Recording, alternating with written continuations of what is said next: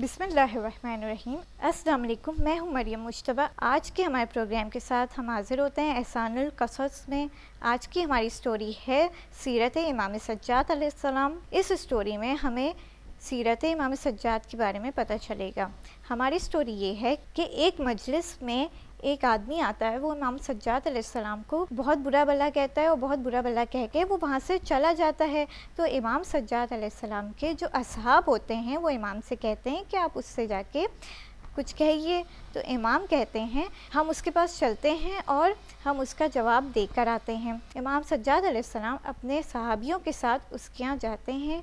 वो रास्ते भर एक आयत की तिलावत करते हुए जाते हैं। वो आयत है जो गुस्से को पी जाते हैं और दूसरे की गलतियों को माफ़ कर देते हैं, ऐसे नेक लोग अल्लाह को बहुत पसंद आते हैं।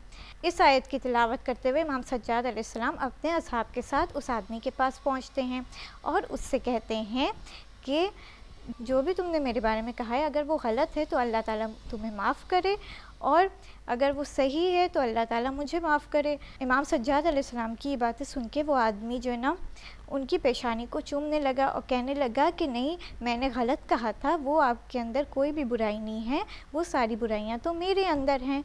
तो इस कहानी से हमें ये मालूम होता है कि हमें दूसरे को माफ़ कर देना चाहिए और अपने गुस्से को पी लेना चाहिए।